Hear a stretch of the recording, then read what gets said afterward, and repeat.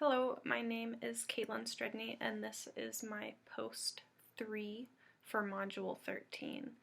And I will be answering the questions and diving into the proposed alternatives that Noam Chomsky brought up to capitalism.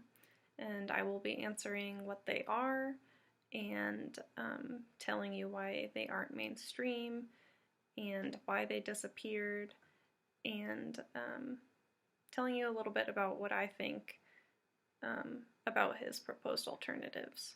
So to jump right into it, Noam Chomsky offers an alternative to capitalism, and the alternatives were kind of a common way of thinking in the past.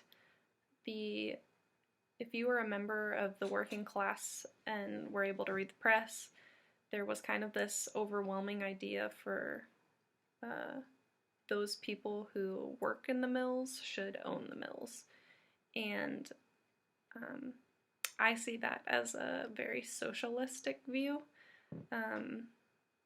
meaning that the workers are a part of a cooperative and they get to decide kind of the future and the work and the details of where they are working.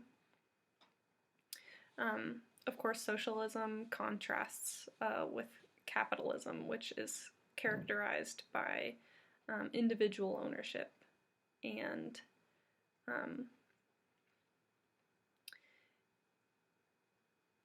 the idea that many people could own was a popular way of thinking back in the day. And back then, they equated wage labor with a type of slavery because it was essentially renting yourself out. Noam Chomsky also mentions self-management and democratic controls of institutions, whether they are communities or workplaces that have alliances between them.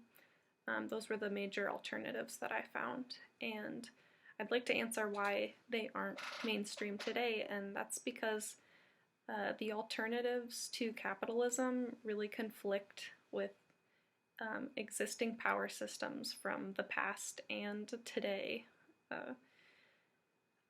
I wanted to read a quote from the book pertaining to socialism and what it is from page 119, and it is: "Socialism is an economic system characterized by public ownership of property and planned economy.